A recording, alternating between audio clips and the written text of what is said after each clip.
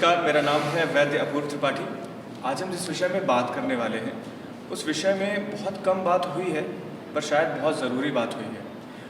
अगर हम देखते हैं कि किसी भी जीवन की उत्पत्ति जहाँ से हो रही होती है, उसके विषय में बात करना बहुत ज़रूरी है, क्योंकि हमेशा से कहते हैं कि एक छोटा सा बीज अगर वो शुद्ध होगा, तो वो एक अच्छा पेड़ बनेगा और वही एक अच्छा पेड़ आगे चल के बहुत ही खूबसूरत से फल देने वाला है। नमस्कार सर, स्वागत है आपका। स्वागत करते हैं मुरली मनोहर सर का। स्वागत है सर आपका। नमस्कार सर, हम जैसे कि हम बात कर रहे हैं यहाँ पर एक बहुत ही खूबसूरत सा पॉइंट उठकर आता है। जैसे हम आपके विषय में जब भी कोई बात आती है तो मानस व्याधियों के बारे में चर्चा होती है, इनफर्टिलिटी के केसेस के बारे में हमको सुनने को मिलता है। लगातार जो यंग वैद्य हैं, आपसे इंस्पिरेशन ले रहे हैं, आपके सक्सेसफुल स्टोरीज़ को लगातार हम देख रहे हैं। सर, जो आपका नया इनिशिएटिव आया है मानस गर्भ, इसका पीछे का थॉट प्रोसेस क्या था, इसकी शुरुआत कैसे हुई, मुझे इसके बारे में बताइए।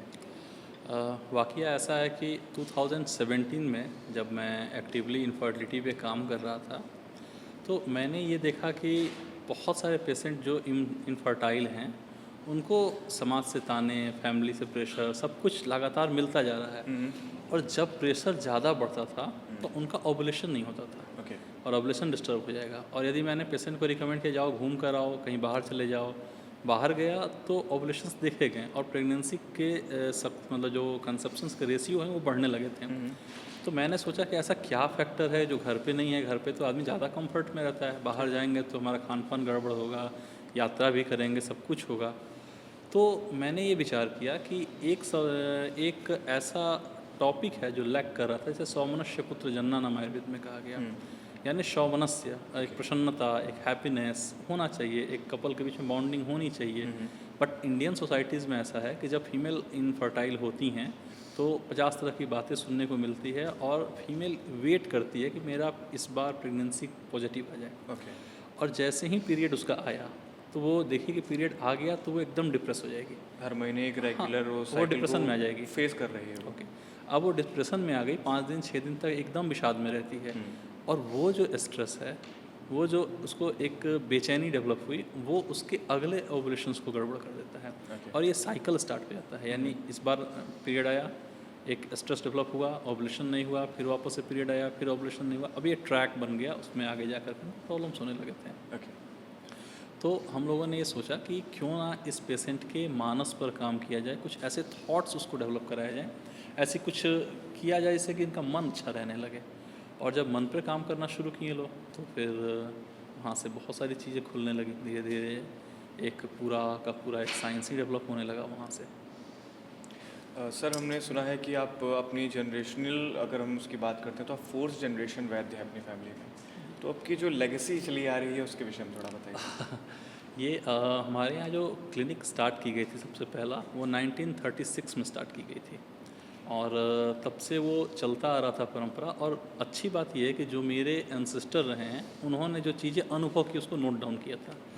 तो जब मेरे पास वो सारी चीज़ें मिली, जिसमें से प्रॉब्लम ये था कि उनकी कुछ की लिपि संस्कृत थी, कुछ की कैथी लिपि थी, और कुछ बहुत कम हिंदी में डॉक्यूमेंट्स थे। और जो हिंदी थे वो भी प्राकृत टाइप के थे, यानी भोजपुरी हिंदी मिली हुई भाषा थी। अब बहुत सारे द्रव्य ऐसे थे जो कि मैं आइडेंटिफाई नहीं कर पा रहा था। बट अच्छी बात यह है कि उन लोगों ने काम जो किया है वो मेरे पास अवेलेबल रहा, जिससे मुझे बहुत हेल्प मिली। और एक तरीके से कहूँ तो हमारे पूर्वजों का आशीर्वाद ही है कि हम लोग वहाँ आसानी से पहुँच पाएँ, वरना पहुँचने में बहुत समय लगता है हम लोगों को। उनकी अनुभव, उनकी चीज़ें, उनके यंत्र, उनके काम किए हुए इंस्ट्रूमेंट्स, बुक्स, सब कुछ बहुत हेल्प करता है इसमें। तो सर, बेसिकली अगर हम बात करें तो क्या एक फर्स्ट जनरेशन वैद्य को वो परेशानियों का सामना करना पड़ सकता है जो एक फोर्थ जनरेशन वैद्य जैसे आप हैं, तो उनको थोड़ा कम करना पड़ा, ऐसा कुछ है क्या? ऐसा नहीं है, क्योंकि देखिए आपके पास तो 5000 साल पुरानी संहिता की विरासत है। बिल्कुल।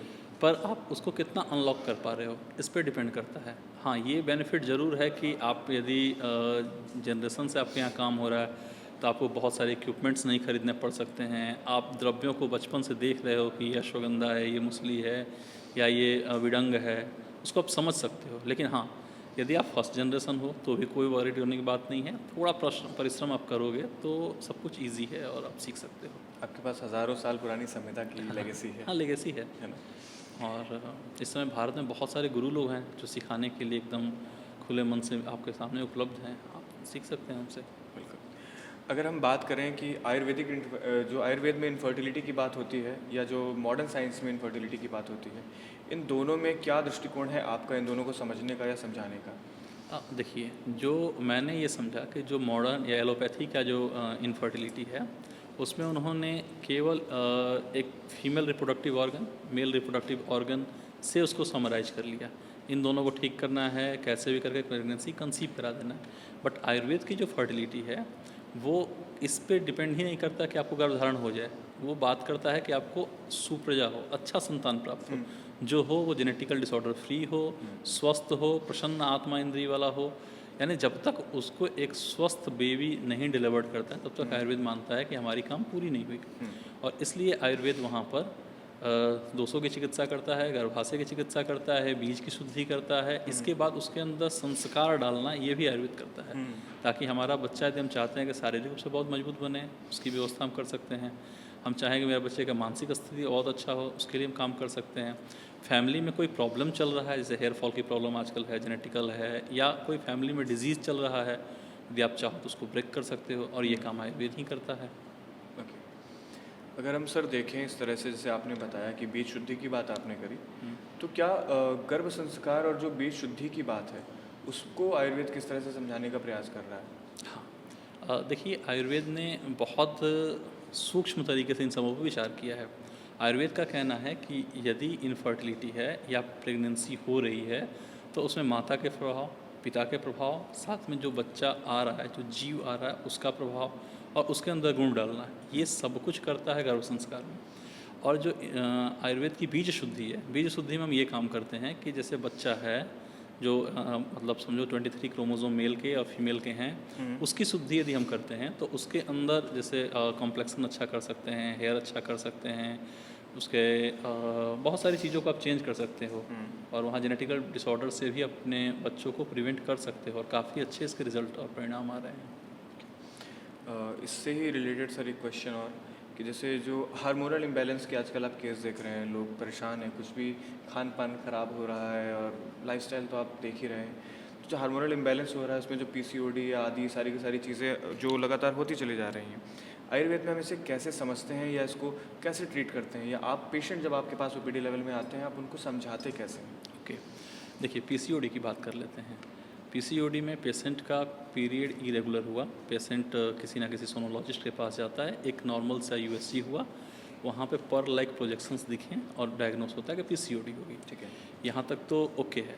अब इसके बाद आता है कि ट्रीटमेंट क्या करना है। तो चूँकि ओवुलेशन नहीं होने से पीसीओडी होता है, बिल्कुल। तो बहुत सारे लोग क्या करते हैं कि वहाँ मानते हैं कि हाँ, एक गांठ बन गया है, उसको हमको डिज़ोल्व करना है, एक सिस्ट बन गया, उसको डिज़ोल्व करना है।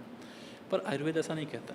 आयुर्वेद इसलिए नहीं कहता क्योंकि आयुर्वेद का ये विचार है, और हालांकि मॉडर्न ने भी इस बात को वेरीफाई किया है कि LH, FSH, TSH, pituitary, pineal, ये सब फंक्शंस मतलब उसमें इन्वॉल्व होते हैं एक पीरियड को ठीक रखने में, एक यूट्रस के हेल्थ को मेंटेन रखने के लिए। अब पीनियल ग्लैंड कहाँ है, पिट्यूटरी ग्लैंड कहाँ है, एफएसएच कहाँ से निकलता है, एलएच कहाँ से निकलता है, यदि आप विचार करोगे तो ये सब निकलता है मस्तिष्क से। और कहा गया है कि नासा ही शीर्षों द्वारा, तो हम विचार ये करते हैं कि नस से करना है। और वहाँ जब हम लोग नस से स्टार्ट करते हैं, और नस से का आप इफेक्ट देखोगे तो आएगा कि मध्यम शरीर की व्याधियों को नष्ट करता है नस से। तो मध्यम शरीर की व्याधियों को नष्ट करता है, तो पीसीओडी में नस से के बहुत अच्छे रिजल्ट हैं। और सबसे खास बात है कि एक बार आपने पीसीओडी का ट्रीटमेंट ले लिया तो दोबारा भी पीसीओडी बनता है, लेकिन यदि आपने नस से लिया है तो दोबारा नहीं बनेगा। थायराइड्स भी कम हो जाते हैं, पीसीओडी भी कम होता है, और बहुत सारी चीज़ें कम होती हैं। तो यहाँ पे हमें ये समझना है कि बीमारी दिख रहा है यूट्रस के अंदर, बट उसके कॉज मन हो सकते हैं, उसके कॉज मानस में हो सकते हैं, और उसको हमको ट्रीट करना है। अब एक बात है कि ये LH, FSH, TSH, pineal, pituitary disturb क्यों हो गया, ऐसा क्या हो गया? तो हमने ये अनुभव किया कि बहुत बेसिक इमोशंस इंसान के अंदर हैं, जैसे काम है, जिसको लस्ट बोलते हैं, डिज़ायर बोलते हैं, शोक है, जहाँ आपको दुख, फियर है। तो इस तरह की जो बेसिक इमोशंस है, काम, क्रोध, लोभ, मोह, भय, तृष्णा वगैरह, तो इससे हम लोगों ने ये अनुभव किया कि जब पेशेंट इस तरह की कोई भी इमोशंस को लंबे समय तक झेलता है तो उसके मानस डिस्टर्ब हो जाते हैं। मानस डिस्टर्ब होता है तो पूरे बॉडी की फिजियोलॉजी डिस्टर्ब हो जाती है। आप ऐसे समझो कि जैसे कोई बच्चा है जिसको कोई मारो तो कई बार डर के मारे वो सुसु कर देता है या पॉटी कर दिया, तो ऐसा नहीं उसका ब्लैडर ख़राब हो गया है, क्या है वो डर गया है। डर गया। तो वैसे ही क्या है, एनजाइटी ब्रेन में गई है, काम का इफेक्ट ब्रेन पर गया है, शोक का इफेक्ट ब्रेन पर गया है, तो बॉडी रिस्पॉन्ड कर रहा है। बट जहाँ रिस्पॉन्स, जहाँ पे वो एक्शन हो रही है, जरूरी नहीं कि बीमारी वहीं हो, वो मन में भी हो सकता है। आईबीएस को भी हम इस तरह से समझ सकते हैं। हाँ, इस तरह की बहुत सारी बीमारियां हैं। आईबीएस ही नहीं, आप देखो स्पाइन के केसेस आते हैं, बैक पेन के केसेस आते हैं, सब में आपको इस तरह के इफ़ेक्ट मिल जाएंगे। और बेसिकली ये है कि अभी जो प्योर अप्रोच है आयुर्वेद का वो छूट रहा है, क्योंकि अब लोग स्पेशलाइजेशन प्रैक्टिस करने लगे हैं। मेरे पास ऐसे केसेस आए हैं जिनको गायनिक डॉक्टर देख रही हैं, इंडोक्राइनोलॉजिस्ट देख रहा है, उनको एक फिजिशियन भी देख रहा है, एक ऑर्थोपेडिक भी देख रहा है। अब एक पेशेंट 6 डॉक्टर से दिखा रही है। अब 6 डॉक्टरों ने 2-2 दवाइयाँ भी प्रिस्क्राइब की, तो 12 दवाइयाँ प्रिस्क्राइब की। अब ये 12 एक पेशेंट को खिलाया गया, ऐसी स्टडी भी कोई नहीं है उसका क्या इफेक्ट आएगा। और वो पेशेंट आपके पास जब आता है तो आप यदि ऑब्जर्व करोगे, देखोगे कि इसको तो प्रॉब्लम बहुत सिंपल सी है, और वो सिंपल से प्रॉब्लम्स को यदि आप ट्रीट करते हो तो उसके सारे प्रॉब्लम रिजॉल्व होने लगते हैं। इस तरीके से जैसे एक मैं आपको केस बताऊँ, मेरे पास एक महिला थी जिसको प्रॉब्लम था कॉन्स्टिपेशन, बैक पेन, डिप्रेशन, ठीक है, और इनफर्टिलिटी। ये 4 कंप्लेन एक साथ बने हुए थे। चारों की दवाइयाँ चल रही थी, चारों ही सॉल्व नहीं हो रहे थे, कई साल लग गए उसको।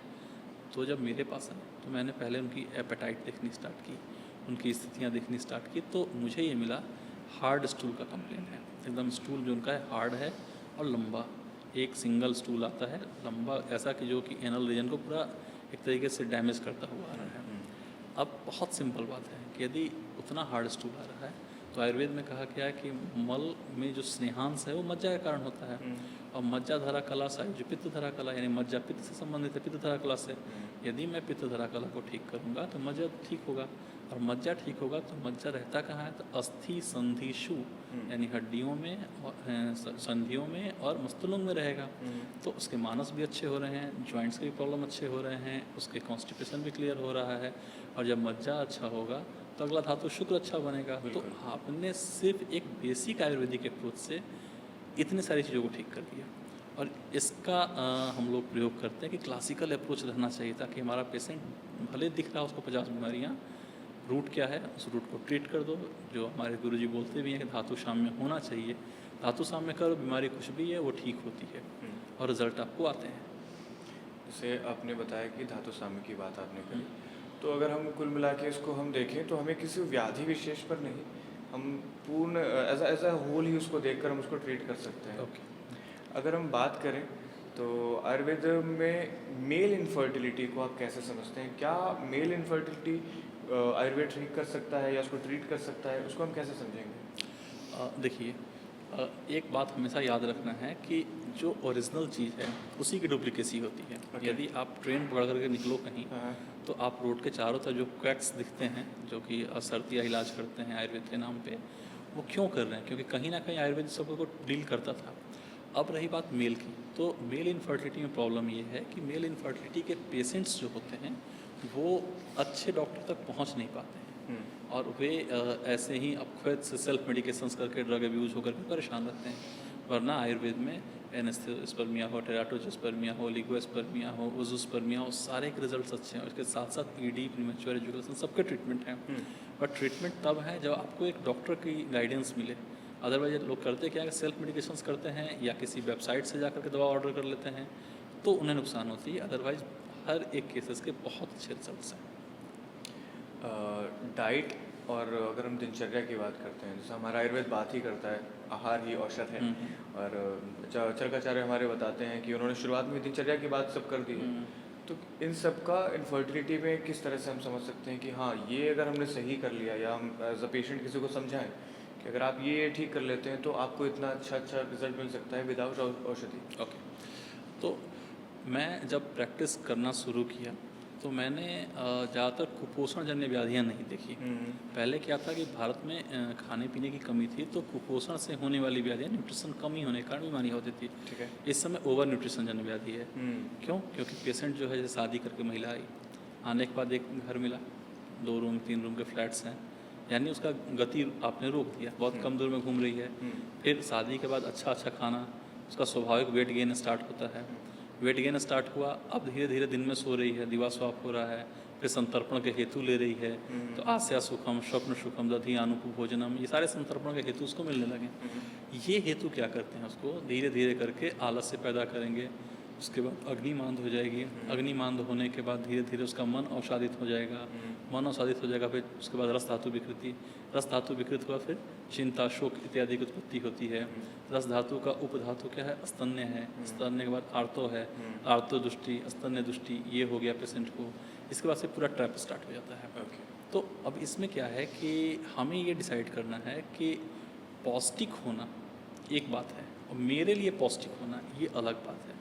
ये हमें हमेशा समझना होगा कि जो हम कह रहे हैं, जिसको समझा रहे हैं पेशेंट्स को, वो ये है कि पौष्टिकता डिपेंड करती है कि हमारा पाचन कैसा है, मुझे रिक्वायरमेंट है कि नहीं है। उस पर इस चीज़ को हम लोग अनुभव करते हैं और वो दिनचर्या हम लोग देते हैं पेशेंट को जो एक्चुअल उसके लिए इम्पोर्टेंट है। जैसे एक मजदूर है, अब मजदूर है, दिन भर धूप में ही काम कर रहा है, तो उसको यदि विटामिन डी की डिफिशियंसी हो तो उसको धूप में नहीं बिठाना है।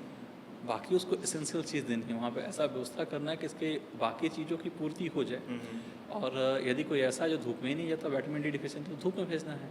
चीज़ें एक ही हैं, बीमारी एक है, बट उसके लक्षण बदलेंगे तो हमें तरीके बदलने होंगे। एज अ वैद्य, जो बडिंग वैद्य हैं, तो उनको हम एक तरह से एक छोटा सा एक मैसेज ये दे सकते हैं कि आप बहुत ज़्यादा नहीं भी सोच पा रहे हैं अभी शुरुआती दौर पे, तो संतर्पण और अपतर्पण में इसको विभाजित कर सकते हैं व्याधियों को, और आप उससे भी पूर्ण चिकित्सा कर सकते हैं। आचार्य चरक के शुरू के 30 अध्याय यदि आपने ठीक से पढ़ लिया तो मुझे नहीं लगता कि ऐसी दुनिया की कोई बीमारी है जहाँ पे अप्रोच नहीं लगा सकते। अप्रोच लगेगा, आप भले 100% नहीं क्योर कर पा रहे, लेकिन उसको इतना तो आप आराम दे दोगे, उससे काम निकल जाएंगे मात्र 30 अध्याय से। तो जो भी वैद्य प्रैक्टिस करना स्टार्ट कर रहा है, संहिता एटलीस्ट पढ़े, समझे और 30 अध्याय को तो कंठस्थ कर ले, सब सीख जाएगा। अगर हम बात करते हैं जो हमारा वर्तमान परिप्रेक्ष्य है, तो इसमें लगातार निसंतानता के केस बहुत बढ़ रहे हैं। पर्सनली हमें लगता है कि जो लेट मैरिजेस हो रही हैं वो उसका एक बहुत बड़ा कारण हो सकता है। पर अब उसके बाद जो लोगों को एक प्राइमरी दिखता है सबसे ज़्यादा इस समय कि IVF करा लेते हैं। जब नहीं आप संतान नहीं वो हो पा रही है तो लोग IVF की ओर बढ़ते हैं, पर IVF फेल होने के भी बहुत केस आते हैं। तो क्या वो जो निसंतान दंपत्ति हैं IVF फेल होने के बाद आयुर्वेद की ओर रुख कर सकते हैं, उससे उम्मीद रख सकते हैं? देखिए, IVF की यूटिलिटी सिर्फ इतनी है, किसी कारण से ऑर्गन में डिफेक्ट है तो आपको IVF में जाना चाहिए। जैसे किसी का ट्यूब नहीं है या इक्टोपिक हो गया, ऑपरेट हो गया, दोनों ट्यूब निकल गए हैं, ऐसे केसेस में आप IVF ऑप्ट कर सकते हो। या एकदम AMS लेवल 0 हो गया, नील है, तो आप जा सकते हो। किसी का स्पर्म काउंट बिल्कुल नील है, वो फैमिली जा सकती है। बट ऐसा नहीं है कि हर एक पेशेंट को IVF में जाने की ज़रूरत है। और आपको बताऊं, जब से मैंने ये अपनी सेंटर स्टार्ट किया, मैक्सिमम केसेस IVF फेल के ही मेरे पास आते हैं।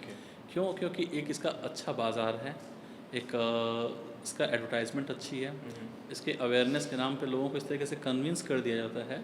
और भारत का बाज़ार तो ऐसा है कि अम्मा, बिटिया और मम्मी तीनों लोग फेयर एंड लवली लगा गया इस चक्कर में कि हम गोरे होंगे, और एक सेट गोरा नहीं हुआ। पिछले 40 साल से वो प्रोडक्ट बिक रहा है भारत में। तो हमारी बाज़ार तो ऐसी है। तो अभी IVF के एक्चुअल केसेस कम हैं, बट इनको क्रिएट किया जा रहा है। भारत की बाजार ट्रेंड को फॉलो करने वाली है, वास्तविकता को नहीं समझ रहे हैं। एक बात मैं आपको और बताऊं, हम बिहार के कुछ ऐसे सुदूर क्षेत्र में काम भी करते हैं लोग। वहाँ हमने देखा कि यदि 21 बरस की 20 बरस की लड़कियों की शादी होती है और उनका फर्स्ट बच्चा 21-22 साल में, शादी के 1 साल 1.5 साल के अंदर हो गया, दूसरा बच्चा नेक्स्ट तुरंत ही हो जाता है, मतलब 3 साल का भी लोग गैप नहीं रखते हैं। लड़की की उम्र 25 पर उसको जैसे बैक पेन हुआ, जैसे उसको कुछ भी दिक्कत आई, इमीडिएट उसकी यूट्रस निकलवा दी जाती है। मतलब आप बताएं कि जो गवर्नमेंट ने स्कीम लॉन्च किया था कि भारत में जाओ, जाकर के घर घर अवेयरनेस फैलाओ, वो सेगमेंट ही ब्रोकर बन गया और वो कहीं अलग जगह ले जा करके उसको ऑपरेट करवा दे रहा है। क्या कि अब इसका ज़रूरत क्या है इस पार्ट का? यदि आपने एक बार यूट्रस निकलवा दिया, वो पूरा एक तो हार्मोन सिस्टम को आपने बंद किया और वो जगह शरीर से खाली हो गई, तो वैसे में क्या है, अब फर्दर उस फीमेल को हमेशा प्रॉब्लम बना रहेगा। तो इस तरीके से जो गलत प्रैक्टिसेस हैं, जो इथिकल नहीं हैं, इनके मारे लोग भी बहुत सारे हैं। और IVF के जेन्युइन केसेस कम हैं, और लोगों को चिकित्सा एक्चुअल में कैसे कराना है इसका भी अनुभव नहीं है। डेट्स का इसके कारण से क्या है कि इनफर्टिलिटी बढ़ रही है। और एक और मुझे कारण जो लगता है इनफर्टिलिटी के लिए वो ये है कि पति पत्नी जैसे एक काफ़ी एज के बाद जो शादी हो रही है उसमें दोनों वेल सेटल्ड हैं, तो दोनों का एक दूसरे पे इंटरेक्शन नहीं, एक दूसरे के प्रति डिपेंडेंसी नहीं है।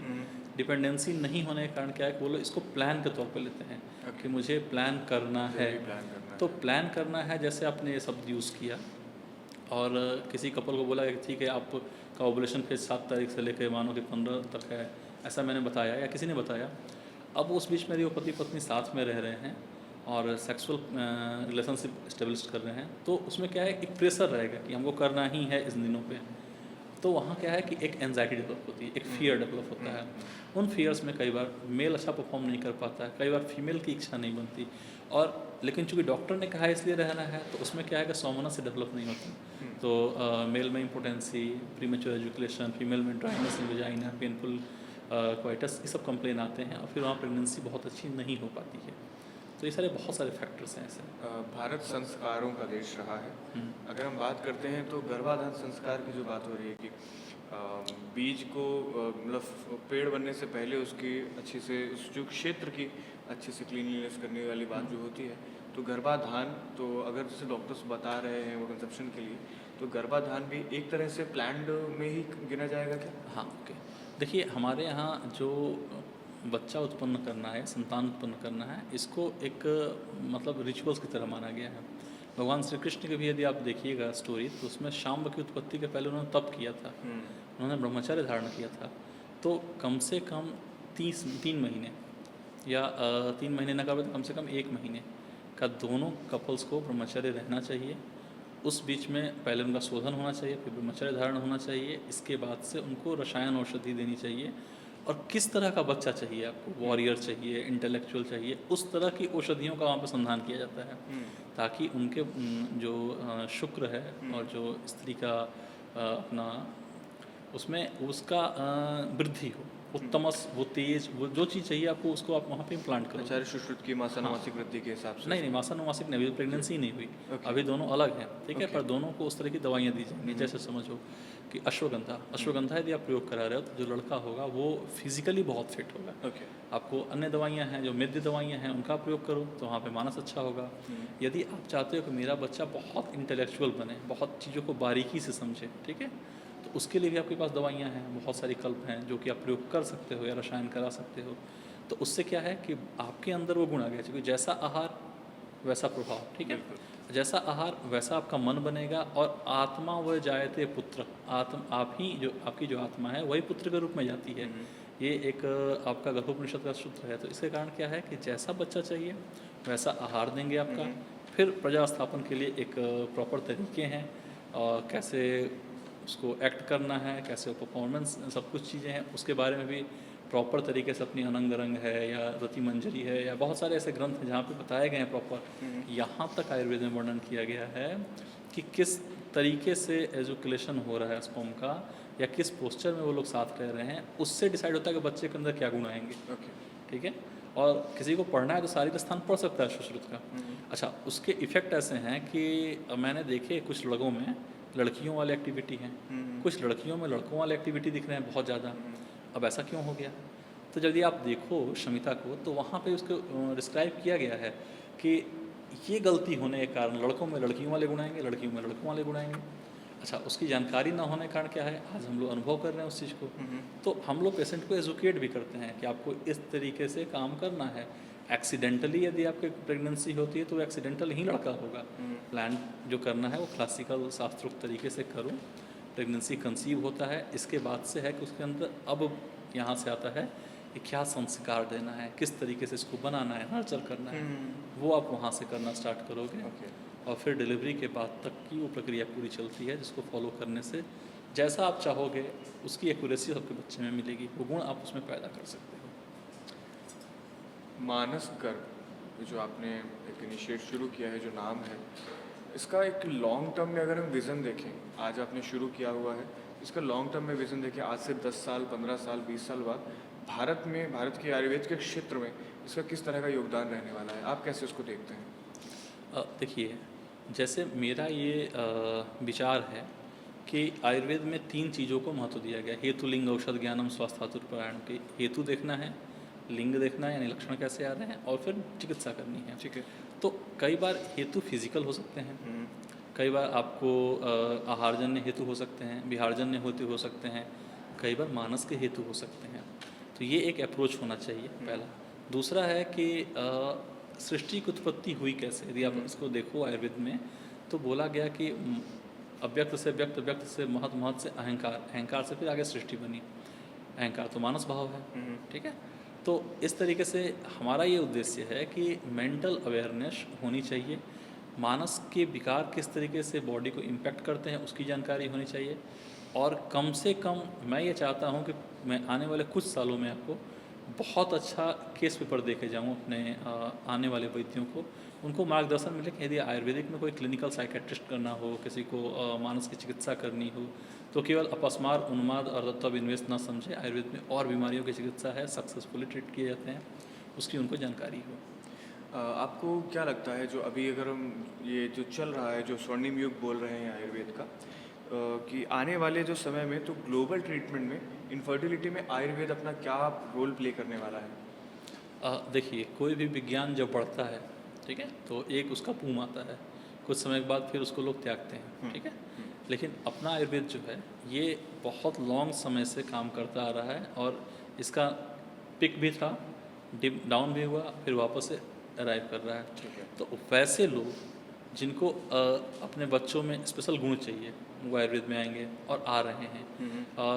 आप देखो एक वस्तु कि आप ध्यान दोगे, जेनेटिकल डिसऑर्डर्स बहुत हैं, बच्चों के अंदर चिड़चिड़ापन बहुत ज़्यादा देखने को मिल रहा है, जन्म से ही सीपी और ऑटिज़म ऐसी बीमारियां देखने को मिल रही। ये क्यों हो रहा है?